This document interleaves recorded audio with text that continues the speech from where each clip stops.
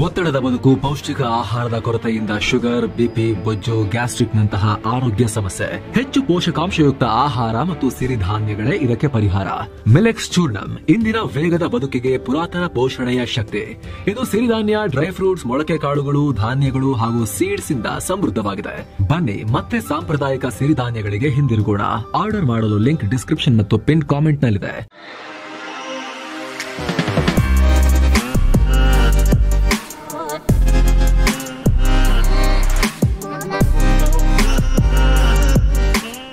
Hi friends, ದಿನದ ಎಲ್ಲ ಪ್ರಮುಖ ಸುದ್ದಿಯನ್ನು ನಿಮಗೆ ತಲುಪಿಸುವ mastmaga.com ಫುಲ್ ನ್ಯೂಸ್ಗೆ ಸ್ವಾಗತ. ನಾನು ಅಮರ್ ಪ್ರಸಾದ್.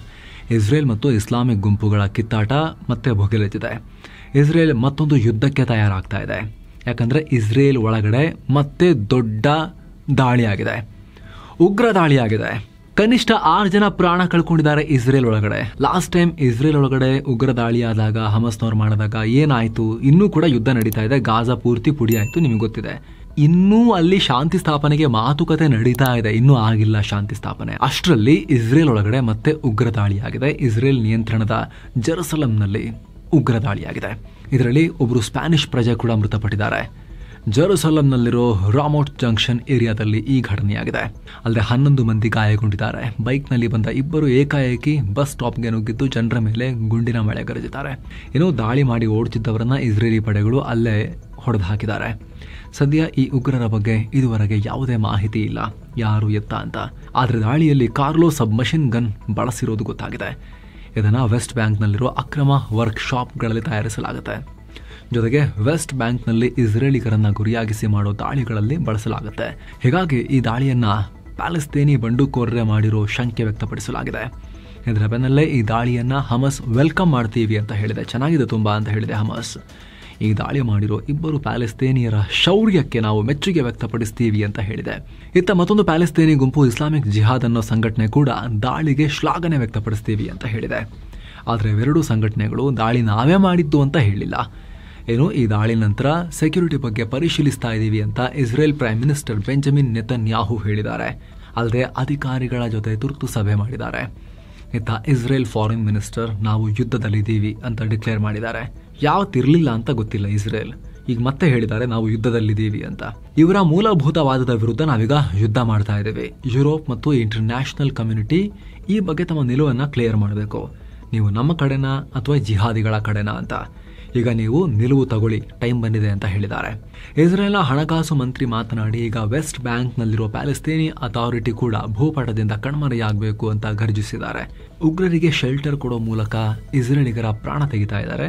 ಇದು ಮಾನವೀಯತೆಗೆ ವಿರುದ್ಧ. ಅವರು ಭೂಪಟದಿಂದಲೇ ಕಣ್ಮರೆಯಾಗಬೇಕು ಅಂತ ಆಕ್ರೋಶ ಹೊರಹಾಕಿದ್ದಾರೆ. ಈ ಮೂಲಕ ಗಾಜಾದಲ್ಲಿ ಹಮಸ್ಗಳಿದಾರಲ್ಲ, ಅದೇ ರೀತಿ ವೆಸ್ಟ್ ಬ್ಯಾಂಕ್ ನಲ್ಲಿರೋ ಪ್ಯಾಲೆಸ್ತೇನಿ ಅಥಾರಿಟಿಯನ್ನ ಕೂಡ ನಾವು ಟಾರ್ಗೆಟ್ ಮಾಡೋಕೆ ರೆಡಿ ಆಗ್ತಿದೀವಿ ಅನ್ನೋ ಹಿಂಟ್ ಕೊಟ್ಟಿದ್ದಾರೆ. ಆ ಮೂಲಕ ಇಸ್ರೇಲ್ನ ಇನ್ನೊಂದು ಬದಿಯಲ್ಲೂ ಕೂಡ ಇರೋ ಪ್ಯಾಲೆಸ್ತೇನ್ ಅನ್ನು ಪುಡಿಗಟ್ಟೋಕೆ ಇಸ್ರೇಲ್ ರೆಡಿ ಆಗ್ತಿರೋ ತರ ಕಾಣಿಸ್ತಾ ಇದೆ. ಈ ವಿಚಾರ ಹೊರಗೆ ಬರ್ತಿದ್ದ ಹಾಗೆ ಪ್ಯಾಲೆಸ್ತೇನ್ ಅಥಾರಿಟಿ ತುರ್ತು ಮೀಟಿಂಗ್ ನಡೆಸಿದೆ. ವಿದೇಶಿ ನಾಯಕರೊಂದಿಗೂ ಪ್ಯಾಲೆಸ್ತೇನ್ ಅಧ್ಯಕ್ಷ ಮೊಹಮ್ಮದ್ ಅಬ್ಬಾಸ್ ಟಚ್ ನಲ್ಲಿದ್ದಾರೆ ಅಂತ ವರದಿಯಾಗಿದೆ. ಇನ್ನು ಈ ದಾಳಿ ಬೆನ್ನಲ್ಲೇ ಗಾಜಾದೊಳಗೆ ಇಸ್ರೇಲ್ ಮತ್ತಷ್ಟು ದೊಡ್ಡ ಪ್ರಹಾರ ಮಾಡಿದೆ. ಇದರಲ್ಲಿ ಕನಿಷ್ಠ 40 ಮಂದಿ ಪ್ರಾಣ ಕಳ್ಕೊಂಡಿದ್ದಾರೆ. ಶೀಘ್ರದಲ್ಲೇ ಇನ್ನೂ ಪವರ್ಫುಲ್ ಚಂಡಮಾರುತದ ರೀತಿ ಬರ್ತೀವಿ, ಗಾಜಾ ಆಕಾಶದಿಂದ ಬಂದು ಅಪ್ಪಳಿಸ್ತೀವಿ ನಾವು ಅಂತ ಇಸ್ರೇಲ್ ರಕ್ಷಣಾ ಸಚಿವ ಇಸ್ರೇಲ್ ಕಾಟ್ಸ್ ಬೆದರಿಕೆ ಒಡ್ಡಿದ್ದಾರೆ. ಏನು, ಇಸ್ರೇಲ್ನಲ್ಲಿ ಈ ಉಗ್ರ ದಾಳಿ ಆಗ್ತಿದ್ದ ಹಾಗೆ ಸ್ಥಳದಲ್ಲಿ ಉದ್ವಿಗ್ನತೆ ಉಂಟಾಯಿತು. ಕಮಾಂಡರ್ ನೇತೃತ್ವದಲ್ಲಿ ದೊಡ್ಡ ಮಟ್ಟದ ಪೊಲೀಸ್ ನಿಯೋಜನೆಯನ್ನ ಅಲ್ಲಿ ಮಾಡಲಾಗಿದೆ. ಈಗ ಸ್ಫೋಟಕ ನಿಷ್ಕ್ರಿಯ ದಳ ಕೂಡ ಭೇಟಿ ನೀಡಿ ಜಾಗ ಎಲ್ಲ ಸೇಫ್ ಆಗಿದೆ ಅಂತ ಹೇಳಿದೆ. ಅಂದಹಾಗೆ 1967ರ ಯುದ್ಧದಲ್ಲಿ ಇಸ್ರೇಲ್ ಆಕ್ರಮಿಸಿಕೊಂಡಿರೋ ಜೆರುಸಲೆಂನ ರಾಮೋಟ್ ಜಂಕ್ಷನ್ ನಲ್ಲಿ ಈ ದಾಳಿಯಾಗಿದೆ. ಈ ಜಾಗ ಇಸ್ರೇಲ್ದು ಅಂತ ವಿಶ್ವಸಂಸ್ಥೆ ಸೇರಿದಂತೆ ಹಲವು ರಾಷ್ಟ್ರಗಳು ರೆಕಗ್ನೈಸ್ ಮಾಡಲ್ಲ. ಅದರಲ್ಲಿ ಇಸ್ರೇಲ್ ತನ್ನ ಸೈನಿಕರನ್ನ ಇಟ್ಟು ಕಂಟ್ರೋಲ್ ಮಾಡುತ್ತೆ. ಈಗ ಇಲ್ಲೇ ದಾಳಿಯಾಗಿದೆ. ಇದು ನಾನಾ ಆಯಾಮಗಳಲ್ಲಿ ಮಹತ್ವ ಪಡ್ಕೊಳ್ತಾ ಇದೆ. ಏನೋ ಇಸ್ರೇಲ್ ಈ ರೀತಿ ಗಾಯಗೊಂಡ ಹುಲಿ ರೀತಿ ಆಗಿರೋ ಹೊತ್ತಲ್ಲಿ ಇಸ್ರೇಲ್ ಕೆರಳಿಸೋ ಹಾಗೆ ಹುತಿಗಳು ಕೂಡ ಮತ್ತೆ ಇಸ್ರೇಲ್ ಮೇಲೆ ದಾಳಿ ಮಾಡಿದ್ದಾರೆ. 3 ಡ್ರೋನ್ ಮೂಲಕ ಈ ದಾಳಿ ನಡೆಸಲಾಗಿದೆ. ಆದರೆ ಡ್ರೋನ್ಗಳನ್ನು ನಾವು ತಡೆದಿದ್ದೀವಿ, ಯಾವುದೇ ಸಾವು ನೋವು ನಮಗಾಗಿಲ್ಲ, ಡ್ಯಾಮೇಜಸ್ ಕೂಡ ಆಗಿಲ್ಲ ಅನ್ನೋ ಪ್ರತಿಕ್ರಿಯೆನ ಇಸ್ರೇಲ್ ಕೊಟ್ಟಿದೆ. ಆದರೆ ನಮಗೆ ಡ್ಯಾಮೇಜ್ ಆಗಿಲ್ಲ ಅಂತ ನಾವು ಸುಮ್ಮನಿರೋದಿಲ್ಲ. ದಾಳಿ ಮಾಡಿದಾರಲ್ಲ, ಅದಕ್ಕೆ ಸರಿಯಾದ ಪ್ರತಿಕ್ರಿಯೆ ಕೊಡ್ತೀವಿ ಅಂತ ಇಸ್ರೇಲಿ ಏರ್ ಫೋರ್ಸ್ ಹೇಳಿದೆ. ಇನ್ನು ಪಕ್ಕದ ನೇಪಾಳದಲ್ಲಿ ಶುರುವಾಗಿರೋ ಯುವಕರ ಪ್ರತಿಭಟನೆ ದಂಗೆ ರೂಪವನ್ನು ಪಡೆದಿದ್ದು ಕ್ಷಣ ಕ್ಷಣಕ್ಕೂ ನೇಪಾಳ ರಣರಂಗವಾಗ್ತಾ ಇದೆ. ನೇಪಾಳ ಪಾರ್ಲಿಮೆಂಟ್ಗೂ ಬೆಂಕಿ ಹಾಕಲಾಗಿದೆ, ಆ ಲೆವೆಲ್ಗೆ ಹೋಗಿದೆ. ಇದರ ಬೆನ್ನಲ್ಲೇ ಈಗ ಭಾರತ ತನ್ನ ಗಡಿಯಲ್ಲಿ ಹೈ ಅಲರ್ಟ್ ಘೋಷಿಸಿದೆ. ಭದ್ರತೆ ಮತ್ತು ಸರ್ವೇಲೆನ್ಸ್ಗಾಗಿ ಹೆಚ್ಚುವರಿ ಸೈನಿಕರನ್ನ ನಿಯೋಜನೆ ಮಾಡಲಾಗಿದೆ. ಭಾರತ ನೇಪಾಳದ ಜೊತೆಗೆ ಸುಮಾರು 1751 ಕಿಲೋಮೀಟರ್ ಗಡಿಯನ್ನು ಹಂಚಿಕೊಂಡಿದ್ದು, ಬಾಂಗ್ಲಾ ಪಾಕ್ ಬಾರ್ಡರ್ ತರ ಯಾವುದೇ ತಂತಿ ಬೇಲಿ ಅಳವಡಿಸಿಲ್ಲ. ಎರಡೂ ದೇಶದ ಜನರಿಗೆ ಮುಕ್ತವಾಗಿ ಓಡಾಡೋಕೆ ಅವಕಾಶ ಕಲ್ಪಿಸಲಾಗಿದೆ. ಆದರೆ ಇದನ್ನೇ ಲಾಭ ಪಡೆದು ಒಳನುಸುಳುಕೋರರು ಭಾರತಕ್ಕೆ ನುಗ್ಗಬಹುದು. ಅದರಲ್ಲೂ ಪಾಕಿಸ್ತಾನ ಮೂಲದ ಉಗ್ರರು ನೇಪಾಳಿಗರ ಹೆಸರಲ್ಲಿ ನುಗ್ಗಬಹುದು. ಹೀಗಾಗಿ ನಮ್ಮ ಸಶಸ್ತ್ರ ಸೀಮಾ ಬಲ SSB ಗಡಿಯನ್ನು ತನ್ನ ಕಂಟ್ರೋಲಿಗೆ ತಗೊಂಡಿದೆ. ಇಡೀ ನೇಪಾಳ ಸರಹದ್ದಲ್ಲಿ ಹದ್ದಿನ ಕಣ್ಣಿಟ್ಟು ಕಾಯ್ತಿದ್ದಾರೆ. ಸಿಚುವೇಶನ್ ತುಂಬಾ ಹತ್ತಿರದಿಂದ ಮಾನಿಟರ್ ಮಾಡ್ತಾ ಇದ್ದಾರೆ. ಅಲ್ಲದೆ ಸ್ಥಳೀಯ ಆಡಳಿತದೊಂದಿಗೆ ಸೇನೆ ನಿರಂತರ ಸಂಪರ್ಕದಲ್ಲಿದೆ. ನೇಪಾಳದ ಗಡಿಯಲ್ಲಿರೋ ಭಾರತದ ಔಟ್ಪೋಸ್ಟ್ಗಳಲ್ಲಿ ಚೆಕಿಂಗ್ ನಡೆಸಲಾಗ್ತಾ ಇದೆ. ಮಂಡ್ಯ ಜಿಲ್ಲೆ ಮದ್ದೂರಲ್ಲೂ ಕೂಡ ಹಿಂಸಾಚಾರ ಆಗಿತ್ತು. ಅಲ್ಲೂ ಒಂದಷ್ಟು ಬೆಳವಣಿಗೆಗಳಾಗಿದೆ. ಕೇಸ್ಗೆ ಸಂಬಂಧಪಟ್ಟಂತೆ 21 ಮಂದಿಯನ್ನ ಅರೆಸ್ಟ್ ಮಾಡಲಾಗಿತ್ತು. ಈಗ ಬಂಧಿತರ ಪಟ್ಟಿಯನ್ನ ಸಿದ್ದು ಸರ್ಕಾರ ರಿಲೀಸ್ ಮಾಡಿದೆ. ಬಂಧಿತರನ್ನ ಮಹಮ್ಮದ್ ಆವೇಜ್, ಮಹಮ್ಮದ್ ಇರ್ಫಾನ್, ನವಾಜ್ ಖಾನ್, ಇಮ್ರಾನ್ ಪಾಷಾ, ಉಮರ್ ಫಾರೂಕ್, ಸೈಯದ್ ದಸ್ತಗೀರ್, ಕಾಸಿಫ್ ಅಹಮದ್, ಅಹಮದ್ ಸಲ್ಮಾನ್, ಮುಸಾವಿರ್ ಪಾಷಾ, ಕಲಂದರ್ ಖಾನ್, ಸುಮೈರ್ ಪಾಷಾ, ಮಹಮ್ಮದ್ ಅಜೀಜ್, ಇನಾಯತ್ ಪಾಷಾ, ಮಹಮ್ಮದ್ ಸಲೀಂ ಅಂತ ಹೇಳಿ ಆ ಇಡೀ ಪಟ್ಟಿಯನ್ನು ಸಿದ್ದು ಸರ್ಕಾರ ರಿಲೀಸ್ ಮಾಡಿದೆ. ಈ ಆರೋಪಿಗಳ ಮೇಲೆ ಭಾರತೀಯ ನ್ಯಾಯ ಸಂಹಿತಾ ಕಾಯ್ದೆ 1892, 1894, 1212, 132 ಹಾಗೂ 190 ಅಡಿಯಲ್ಲಿ ಮದ್ದೂರು ಠಾಣೆಯಲ್ಲಿ ಕೇಸ್ ಆಗಿದ್ದು, ಈ ಬಗ್ಗೆ ಪೊಲೀಸರು ಹೆಚ್ಚಿನ ತನಿಖೆ ನಡೆಸ್ತಾ ಇದ್ದಾರೆ. ವಿಚಾರಣೆ ಬಳಿಕ ಎಲ್ಲ ಆರೋಪಿಗಳನ್ನ ಮದ್ದೂರು ಕೋರ್ಟ್ ಮುಂದೆ ಹಾಜರುಪಡಿಸಲಾಗಿತ್ತು. ಈ ವೇಳೆ ಕೋರ್ಟ್ ಆರೋಪಿಗಳನ್ನೆಲ್ಲ 14 ದಿನ ನ್ಯಾಯಾಂಗ ಬಂಧನಕ್ಕೆ ಕೊಟ್ಟಿದೆ, ಜೈಲಿಗೆ ಹಾಕಿದೆ. ಇತ್ತ ಪ್ರಕರಣದ ಬಗ್ಗೆ ಕರ್ನಾಟಕದ ಮುಖ್ಯಮಂತ್ರಿ ಸಿದ್ದರಾಮಯ್ಯ ಕೂಡ ಪ್ರತಿಕ್ರಿಯೆ ಕೊಟ್ಟಿದ್ದಾರೆ. ಮಸೀದಿ ಮುಂದೆ ಗಣೇಶ ಮೆರವಣಿಗೆ ಹೋಗುವಾಗ ಗಲಾಟೆ ಮಾಡಿದ್ದಾರೆ. ಪೊಲೀಸರು ಲಘು ಲಾಠಿ ಪ್ರಹಾರ ಮಾಡಿದ್ದಾರೆ. ಪೊಲೀಸರು ಬೇಡ ಅಂದ್ರೂ ಕೂಡ ಜನ ಗುಂಪು ಕಟ್ಕೊಂಡ್ರು. ಇಲ್ಲಿವರೆಗೆ 21 ಮಂದಿಯನ್ನ ಅರೆಸ್ಟ್ ಮಾಡಲಾಗಿದೆ. ಹಿಂದೂ ಇರಲಿ ಮುಸ್ಲಿಂ ಇರಲಿ ಯಾರೇ ತಪ್ಪು ಮಾಡಿದ್ರು ಕೂಡ ಶಿಕ್ಷೆ ಕೊಡ್ತೀವಿ. ಪೊಲೀಸರು ನನ್ನ ಪ್ರಕಾರ ತಪ್ಪು ಮಾಡಿಲ್ಲ, ಕಾನೂನು ಪ್ರಕಾರವಾಗಿ ನಡ್ಕೊಂಡಿದ್ದಾರೆ. ಲಾಠಿ ಚಾರ್ಜ್ ಮಾಡಿದ್ದು ಸರಿಯಾಗಿದೆ ಅಂತ ಸಿಎಂ ಸಮರ್ಥನೆ ಮಾಡಿಕೊಂಡಿದ್ದಾರೆ. ಘಟನೆಗೆ ಬಿಜೆಪಿ ಜೆಡಿಎಸ್ ಪ್ರಚೋದನೆ ಕೊಡ್ತಾ ಇದ್ದಾರೆ ಅಂತ ಹೇಳಿ ಸಿದ್ದರಾಮಯ್ಯ ಆರೋಪಿಸಿದ್ದಾರೆ. ಅಲ್ಲದೆ ಮಂಡ್ಯ ಜಿಲ್ಲಾ ಉಸ್ತುವಾರಿ ಮಂತ್ರಿ ಚಲುವರಾಯಸ್ವಾಮಿ ಸ್ಥಳಕ್ಕೆ ಹೋಗಿ ಈ ಬಗ್ಗೆ ವರದಿ ಕೊಡ್ತಾರೆ, ಆಗಿದ್ರ ಬಗ್ಗೆ ನೋಡೋಣ ಅಂತ ಸಿಎಂ ಹೇಳಿದ್ದಾರೆ. ರಾಜ್ಯ ಹೀಗೆ ಮುಂದುವರೆದ್ರೆ ಸರ್ಕಾರದ ಪತನ ಆಗುತ್ತೆ ಅಂತ ಕೇಂದ್ರ ಸಚಿವ HD ಕುಮಾರಸ್ವಾಮಿ ಹೇಳಿಕೆ ಕೊಟ್ಟಿದ್ರು. ಅದಕ್ಕೆ ರಿಯಾಕ್ಟ್ ಮಾಡಿರೋ ಸಿಎಂ, ಪಾಪ ಕುಮಾರಸ್ವಾಮಿ ಪಕ್ಷ ಪತನ ಆಗ್ತಿದೆ, ಅವ್ರ ಪಾರ್ಟಿ ನೋಡ್ಕೊಳ್ಳಿ, ಅದು ಪತನ ಆಗದಂತೆ ಅಂತ ಹೇಳಿ ಕಿಚಾಯಿಸಿದ್ದಾರೆ. ಘಟನೆ ಖಂಡಿಸಿ ಹಿಂದೂ ಪರ ಸಂಘಟನೆಗಳು ಮಂಗಳವಾರ ಮದ್ದೂರು ಬಂದ್ಗೆ ಕರೆ ಕೊಟ್ಟಿದ್ದಾರೆ. ಬುಧವಾರ ಮದ್ದೂರು ತಾಲೂಕಿನ ಎಲ್ಲ ಗಣೇಶ ಮೂರ್ತಿಗಳನ್ನು ಮದ್ದೂರು ಪಟ್ಟಣಕ್ಕೆ ತಂದು ಡಿಜೆ ಮೂಲಕ ಮೆರವಣಿಗೆ ಮಾಡಿ ವಿಸರ್ಜನೆ ಮಾಡ್ತೀವಿ ಅಂತ ಘೋಷಿಸಿದ್ದಾರೆ. ಅಲ್ಲದೆ ಗಣೇಶ ಮೆರವಣಿಗೆ ವೇಳೆ ಮಸೀದಿ ಕಡೆಯಿಂದ ಕಲ್ಲು ತೂರಾಟ ಆಗಿದೆ. ಹೀಗಾಗಿ ಕೂಡಲೇ ಅಲ್ಲಿನ ಧಾರ್ಮಿಕ ಗುರುವನ್ನ ಅರೆಸ್ಟ್ ಮಾಡಬೇಕು ಅಂತ ಆಗ್ರಹ ಮಾಡಿದ್ದಾರೆ. ಅವರೇ ಜವಾಬ್ದಾರಿ ಇದಕ್ಕೆ ಅಂತ ಹೇಳಿ, ಮಸೀದಿ ಬಳಕೆ ಆಗಿರೋದು ಕಲ್ಲು ತೂರಾಟಕ್ಕೆ, ಅದಕ್ಕಲ್ಲಿನ ಧಾರ್ಮಿಕ ಗುರುವನ್ನೇ ರೆಸ್ಪಾನ್ಸಿಬಲ್ ಮಾಡಬೇಕು ಅಂತ ಆಗ್ರಹಿಸಿದ್ದಾರೆ. ಸದ್ಯ ಸ್ಥಳದಲ್ಲಿ ಉದ್ವಿಗ್ನ ಪರಿಸ್ಥಿತಿ ಇದ್ದು 1,500ಕ್ಕೂ ಅಧಿಕ ಪೊಲೀಸರನ್ನ ನಿಯೋಜಿಸಲಾಗಿದೆ. ಸ್ನೇಹಿತರೆ, ಈ ಘಟನೆ ಏನು, ಹೇಗಾಯ್ತು ಅನ್ನೋದ್ರ ಬಗ್ಗೆ ನಾವು ಪ್ರತ್ಯೇಕ ವರದಿಯಲ್ಲಿ ಡೀಟೇಲ್ ಆಗಿ ಮಾಹಿತಿಯನ್ನು ಕೊಟ್ಟಿದ್ದೀವಿ, ನೀವು ಅದನ್ನ ಚೆಕ್ ಮಾಡಬಹುದು. ಬುರುಡೆ ಫೈಲ್ಸ್ಗೆ ಸಂಬಂಧಪಟ್ಟಂತೆ ಮೈಸೂರಿನ ಒಡನಾಡಿ ಸಂಸ್ಥೆಯ ಕಚೇರಿಗೆ ರಾಜ್ಯ ಗುಪ್ತಚರ ಇಲಾಖೆ ಅಧಿಕಾರಿಗಳು ಭೇಟಿ ಕೊಟ್ಟಿದ್ದಾರೆ. ಸಂಸ್ಥೆಯ 3 ವರ್ಷದ ಹಣಕಾಸು ವಹಿವಾಟಿನ ವರದಿಯನ್ನ ಕಲೆಕ್ಟ್ ಮಾಡಿದ್ದಾರೆ. ಗುಪ್ತಚರ ಇಲಾಖೆಯ ಐಜಿಯ ಸೂಚನೆಯಂತೆ ಈ ಮಾಹಿತಿ ಪಡೆಯಲಾಗಿದೆ. ಈ ಅಧಿಕಾರಿಗಳ ಭೇಟಿ ಕುರಿತು ಮಾತನಾಡಿರೋ ಒಡನಾಡಿ ಸಂಸ್ಥೆಯ ನಿರ್ದೇಶಕ ಪರಶು, ಗುಪ್ತಚರ ಅಧಿಕಾರಿಗಳು ಸಂಸ್ಥೆಯ 3 ವರ್ಷದ ಆಡಿಟ್ ರಿಪೋರ್ಟ್ ಪಡೆದಿದ್ದಾರೆ. ಈ ಬುರುಡೆ ಕೇಸ್ಗೆ ಸಂಬಂಧಪಟ್ಟಂತೆ ಮಂಡ್ಯದ ಮಹಿಳೆ ಬಗ್ಗೆ ಕೂಡ ವಿಚಾರಿಸಿದ್ದಾರೆ. ಅವರು ಕೇಳಿರೋ ಎಲ್ಲ ಮಾಹಿತಿ ಕೊಟ್ಟಿದ್ದೇವೆ. ಗುಪ್ತಚರ ಇಲಾಖೆಯವರು ಒಂದು ಯಾವುದೇ ನೋಟಿಸ್ ನೀಡದೆ ಹೋಗಿದ್ದಾರೆ. ನಮ್ಮ ವ್ಯವಹಾರಗಳೆಲ್ಲ ಟ್ರಾನ್ಸ್ಪರೆಂಟ್ ಆಗಿದೆ, ಯಾವುದೇ ರೀತಿಯ ತನಿಖೆಯನ್ನ ವೆಲ್ಕಮ್ ಮಾಡ್ತೀವಿ ಅನ್ನೋ ಉತ್ತರವನ್ನ ಕೊಟ್ಟಿದ್ದಾರೆ. ಅಂದಹಾಗೆ ವಿದೇಶಗಳಿಂದ ಅಕ್ರಮ ಹಣ ವರ್ಗಾವಣೆಯಾಗಿದೆ, ಇದನ್ನ ಕ್ಷೇತ್ರದ ವಿರುದ್ಧ ಅಪಪ್ರಚಾರಕ್ಕೆ ಬಳಸಿದ್ದಾರೆ ಅನ್ನೋ ಆರೋಪ ಮಾಡಲಾಗಿತ್ತು. ಹೀಗಾಗಿ ದಾಳಿ ನಡೆಸಲಾಗಿದೆ.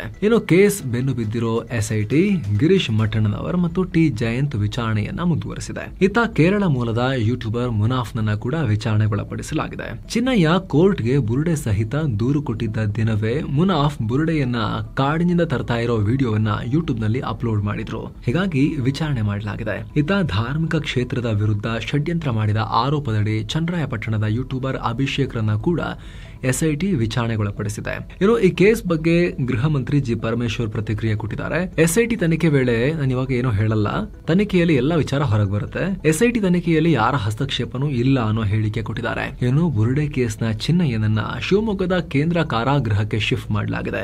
ಎಸ್ಐಟಿ ವಶದಲ್ಲಿದ್ದ ಚಿನ್ನಯ್ಯಗೆ ಬೆಳ್ತಂಗಡಿ ಕೋರ್ಟ್ 14 ದಿನಗಳ ನ್ಯಾಯಾಂಗ ಬಂಧನವನ್ನ ನೀಡಿತ್ತು.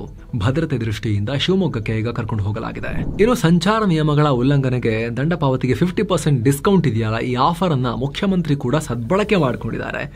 2024 ಜನವರಿ ಮತ್ತು ಆಗಸ್ಟ್ ನಡುವೆ ಮುಖ್ಯಮಂತ್ರಿಗಳ ಅಫಿಷಿಯಲ್ ಟೊಯೋಟಾ ಫಾರ್ಚುನರ್ ಕಾರು 6 ಸಲ ಸೀಟ್ ಬೆಲ್ಟ್ ಉಲ್ಲಂಘನೆ ಮತ್ತು 1 ಸಲ ಸ್ಪೀಡ್ ಡ್ರೈವ್ ಕೇಸ್ನಲ್ಲಿ ಸಿಕ್ಕಾಕೊಂಡಿತ್ತು. ಇದೆಲ್ಲ ಟ್ರಾಫಿಕ್ ಮ್ಯಾನೇಜ್ಮೆಂಟ್ ಸಿಸ್ಟಮ್ನ ಕ್ಯಾಮೆರಾದಲ್ಲಿ ರೆಕಾರ್ಡ್ ಆಗಿತ್ತು.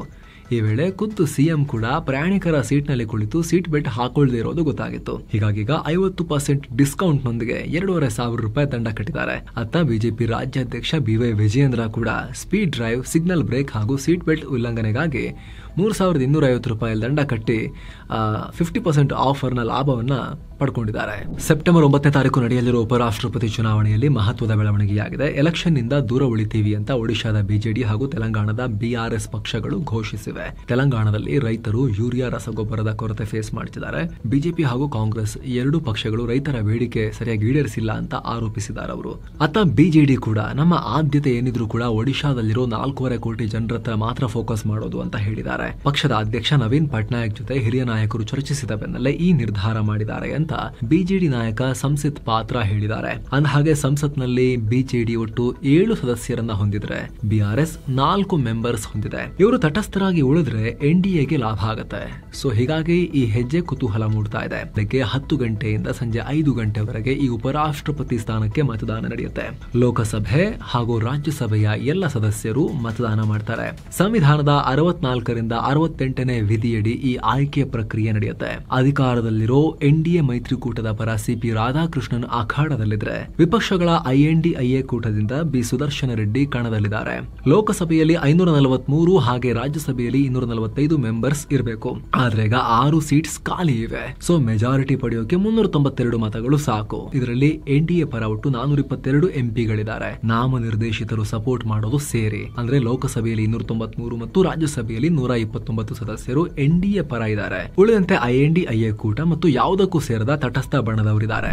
ಏನು GST ಸುಧಾರಣೆಯನ್ನ ಇಂಪ್ಲಿಮೆಂಟ್ ಮಾಡೋ ಕುರಿತು ಕೇಂದ್ರ ಕ್ಯಾಬಿನೆಟ್ ಕಾರ್ಯದರ್ಶಿ TV ಸೋಮನಾಥನ್ ಅಧ್ಯಕ್ಷತೆಯಲ್ಲಿ ಮೀಟಿಂಗ್ ನಡೆದಿದೆ. ಈ ಸಭೆಯಲ್ಲಿ ಕೇಂದ್ರ ಹಣಕಾಸು ಇಲಾಖೆ, ವಾಣಿಜ್ಯ ಇಲಾಖೆ, ಜವಳಿ ಇಲಾಖೆ, ಕೇಂದ್ರ ಬೃಹತ್ ಕೈಗಾರಿಕಾ ಇಲಾಖೆ ಮತ್ತು ರಸಗೊಬ್ಬರ ಇಲಾಖೆ ಸೇರಿ ಹಲವು ಇಲಾಖೆಗಳ ಕಾರ್ಯದರ್ಶಿಗಳು, ಅಧಿಕಾರಿಗಳು ಪಾಲ್ಗೊಂಡಿದ್ರು. GST ಸ್ಲ್ಯಾಬ್ಗಳ ಅನುಷ್ಠಾನದಲ್ಲಿನ ಅಡಚಣೆಗಳ ಕುರಿತು ಈ ಸಭೆಯಲ್ಲಿ ಡಿಸ್ಕಷನ್ ನಡೆದಿದೆ. ಅಂದಹಾಗೆ ಕೇಂದ್ರ ಸರ್ಕಾರ ಘೋಷಿಸಿರೋ GSTಯ ಹೊಸ ಸ್ಲ್ಯಾಬ್ ಸೆಪ್ಟೆಂಬರ್ 22ರಿಂದ ಜಾರಿಗೆ ಬರುತ್ತೆ.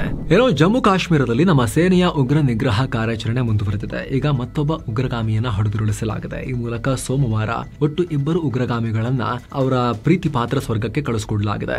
ಆಪರೇಷನ್ ಗದ್ದಾರ್ ಹೆಸರಲ್ಲಿ ಅಂದ್ರೆ ಆಪರೇಷನ್ ದ್ರೋಹಿ ಹೆಸರಲ್ಲಿ ಜಮ್ಮು ಕಾಶ್ಮೀರದ ಕುಲ್ಗಾಮ್ ಜಿಲ್ಲೆಯಲ್ಲಿ ಈ ಕಾರ್ಯಾಚರಣೆ ನಡೆಸಲಾಗ್ತಿದೆ. ಸದ್ಯ ಆ ಭಾಗದಲ್ಲಿ ಸೇನೆ, ಜಮ್ಮು ಕಾಶ್ಮೀರ ಪೊಲೀಸ್ ಮತ್ತು ಕೇಂದ್ರ ಮೀಸಲು ಪಡೆ CRPF ಕಾರ್ಯಾಚರಣೆಯನ್ನ ಕಂಟಿನ್ಯೂ ಮಾಡಿದ್ದಾರೆ. ಸೆಪ್ಟೆಂಬರ್ 9ಕ್ಕೆ PM ಮೋದಿ ಪ್ರವಾಹ ಮತ್ತು ಭೂ ಕುಸಿತದಿಂದ ತತ್ತರಿಸಿರೋ ಹಿಮಾಚಲ ಪ್ರದೇಶ ಮತ್ತು ಪಂಜಾಬ್ಗೆ ಭೇಟಿ ಕೊಡ್ತಾರೆ. ಪ್ರವಾಹ ಮತ್ತು ಭೂ ಕುಸಿತದಿಂದ ಉಂಟಾಗಿರೋ ಪ್ರಾಣಹಾನಿ ಮತ್ತು ಆಸ್ತಿ ಪಾಸ್ತಿ ನಷ್ಟದ ಕುರಿತು ಪರಿಶೀಲನೆ ಮಾಡ್ತಾರೆ. ಹಾಗೆ ಪ್ರವಾಹದಿಂದ ಹಾನಿಗೊಳಗಾದ ಜನರನ್ನ PM ಮೋದಿ ಮೀಟ್ ಮಾಡ್ತಾರೆ. ಬಿಹಾರದಲ್ಲಿ ನಡೀತಾ ಇರೋ ಮತದಾರರ ಪಟ್ಟಿಯ ವಿಶೇಷ ಪರಿಷ್ಕರಣೆ SIR ಸಂಬಂಧ ಸುಪ್ರೀಂ ಕೋರ್ಟ್ ಚುನಾವಣಾ ಆಯೋಗಕ್ಕೆ ಹೊಸ ಡೈರೆಕ್ಷನ್ಸ್ ಕೊಟ್ಟಿದೆ. ಈ ಪರಿಷ್ಕರಣೆ ಹೆಸರಲ್ಲಿ ಮತದಾರರನ್ನ ವೋಟರ್ ಲಿಸ್ಟ್ಗೆ ಸೇರ್ಪಡೆ ಮಾಡೋಕೆ ಮತ್ತು ಡಿಲೀಟ್ ಮಾಡೋಕೆ ಆಧಾರ್ ಕಾರ್ಡ್ ಅನ್ನ ಡಾಕ್ಯುಮೆಂಟ್ ಆಗಿ ಐಡೆಂಟಿಟಿಗೆ ಸ್ವೀಕರಿಸುವಂತೆ ಹೇಳಿದೆ. ವೋಟರ್ ರಿಜಿಸ್ಟ್ರೇಷನ್ ಫ್ರೇಮ್ವರ್ಕ್ ನ 12ನೇ ಡಾಕ್ಯುಮೆಂಟ್ಸ್ ಆಗಿ ಆಧಾರ್ ಕಾರ್ಡ್ ಅನ್ನ ಕೂಡ ಪರಿಗಣಿಸಿ ಅಂತ ಸುಪ್ರೀಂ ಕೋರ್ಟ್ ಹೇಳಿದೆ. ಈ ಹಿಂದೆ ಕೂಡ ಹೇಳಿದ್ರು, ಮತ್ತೆ ಅದನ್ನೇ ಹೇಳಿದೆ.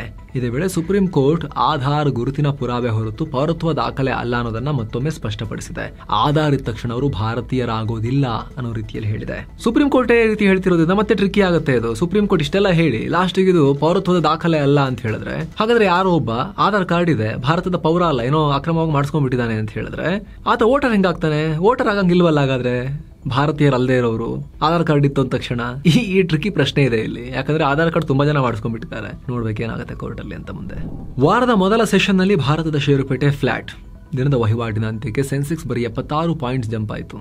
ದಿನದ ಆರಂಭದಲ್ಲಿ ಮತ್ತೆ ಲಾಸ್ಟ್ ಒಂದು 2 ಅವರ್ಸ್ ಇರೋ ತನಕ ಕೂಡ 500 ಪಾಯಿಂಟ್ 400 ಪಾಯಿಂಟ್ ಎಲ್ಲ ಮೇಲಿತ್ತು. ಲಾಸ್ಟ್ ಕ್ಲೋಸಿಂಗ್ ಹತ್ರ ಬರ್ಬೇಕಾದ್ರೆ ಉದುರೋಗ್ಬಿಡ್ತು. 80,777 ತಲುಪ್ತು. ನಿಫ್ಟಿ 32 ಪಾಯಿಂಟ್ಸ್ ಅಷ್ಟೇ ಜಂಪ್ ಆಗಿ 24,773 ರೀಚ್ ಆಗಿದೆ. ಅನಿಶ್ಚಿತತೆ ಟ್ರಂಪ್ ಬಗ್ಗೆನೇ ದೊಡ್ಡ ಕಾರ್ಡ್. ಟ್ರಂಪೇ ದೊಡ್ಡೀಗ ಬಿಗ್ ಬೇರ್ ಆಗಿ ಕರಡಿಯಾಗಿ ಕುಣಿತಿರೋದು ಷೇರುಪೇಟೆಯಲ್ಲಿ. ವಿದೇಶಿ ಬಂಡವಾಳದ ಹೊರಹರಿವು ಕೂಡ ಕಂಟಿನ್ಯೂ ಆಗಿದೆ. GST ಸುಧಾರಣೆ ಮಾರ್ಕೆಟ್ ನಲ್ಲಿ ಪಾಸಿಟಿವಿಟಿ ಹುಟ್ಟು ಹಾಕಿದ್ರು ಕೂಡ ಅಮೆರಿಕದೊಂದಿಗಿನ ಟ್ಯಾರಿಫ್ ನಿಂದ ಅದೇನು ಡೀಲ್ ಆಗದೆ ಇರೋದ್ರಿಂದ ಹೂಡಿಕೆದಾರರು ಸ್ವಲ್ಪ ಕೇರ್ಫುಲ್ ಆಗಿದ್ದಾರೆ. ಜೊತೆಗೆ GST ಇಂಪ್ಲಿಮೆಂಟ್ ಆಗಿ ಕಂಪನಿಗಳ ಅರ್ನಿಂಗ್ಸ್ ಅಲ್ಲಿ ಅದು ರಿಫ್ಲೆಕ್ಟ್ ಆಗಕ್ಕೆ ಟೈಮ್ ಬೇಕು ಅಂತ ಹೇಳಿ ಇವಾಗಲೇ ಏನಕ್ಕೆ ಹಾಕಿಟ್ಕೊಳ್ಳೋಣ ನಾವು ಅನ್ನೋ ಲೆಕ್ಕಾಚಾರದಲ್ಲೂ ಕೂಡ ಇದ್ದಾರೆ. ಮಾರ್ಕೆಟ್ ಅಲ್ಲಲ್ಲೇ flat. Asian Paints, Nestle India, HCL technologies, Tech Mahindra ಮತ್ತು ಸನ್ ಫಾರ್ಮಾಸ್ಯೂಟಿಕಲ್ ಇಂಡಸ್ಟ್ರಿ ಷೇರುಗಳು ರೆಡ್ ನಲ್ಲಿದ್ವು. Tata Motors, Maruti Suzuki, Bajaj finance, UltraTech cement ಮತ್ತು ಮಹೀಂದ್ರ ಅಂಡ್ ಮಹೀಂದ್ರ ಗ್ರೀನ್ ನಲ್ಲಿದ್ವು. ಇನ್ನು ಡಾಲರ್ ಮುಂದೆ ರೂಪಾಯಿ ಮೌಲ್ಯದಲ್ಲಿ ಯಾವುದೇ ಬದಲಾವಣೆಯಾಗದೆ $88.27 ಇತ್ತು. ಇನ್ನು ಚಿನ್ನ ಮತ್ತು ಬೆಳ್ಳಿ ಬೆಲೆ ವಿಚಾರಕ್ಕೆ ಬಂದ್ರೆ 24 ಕ್ಯಾರೆಟ್ನ 10 ಗ್ರಾಂ ಚಿನ್ನದ ಬೆಲೆಯಲ್ಲಿ $1,699 ಹೆಚ್ಚಾಗಿ $1,08,037 ಆಗಿದೆ. 22 ಕ್ಯಾರೆಟ್ನ 10 ಗ್ರಾಂ ಚಿನ್ನದ ಬೆಲೆಯಲ್ಲಿ $1,550 ಹೆಚ್ಚಾಗಿ $98,960 ಆಗಿದೆ. 1 ಕೆಜಿ ಬೆಳ್ಳಿ ಬೆಲೆಯಲ್ಲಿ $1,243 ಹೆಚ್ಚಾಗಿ $1,24,413 ಆಗಿದೆ. ಸೊ ಫ್ರೆಂಡ್ಸ್, ಇದಾಗಿತ್ತು ಇವತ್ತಿನ ಫುಲ್ ನ್ಯೂಸ್. ನಾವು ಕುಯ್ದಿಲ್ಲ, ಹೇಳದಿಲ್ಲ, ಕಿರ್ಚಾಡಿಲ್ಲ, ಬರೀ ಸುದ್ದಿ ತರ ನಿಮಗೆ ತಲುಪಿಸುವ ಪ್ರಯತ್ನ ಮಾಡಿದ್ದೀವಿ. ನಮ್ಮ ಈ ಪ್ರಯತ್ನ ನಿಮಗೆ ಇಷ್ಟ ಆಗ್ತಾ ಇದ್ರೆ ದಯವಿಟ್ಟು mastmaga.com ಚಾನಲ್ಗೆ ಸಬ್ಸ್ಕ್ರೈಬ್ ಮಾಡಿ, ಪಕ್ಕದ ಬೆಲ್ ಐಕಾನ್ ಮೇಲೆ ಕ್ಲಿಕ್ ಮಾಡೋದನ್ನ ಯಾವುದೇ ಕಾರಣಕ್ಕೂ ಮರಿಬೇಡಿ. Thank you so much. ಮತ್ತೆ ಭೇಟಿ ಆಗ್ತಿರೋಣ. ನಮಸ್ತೆ.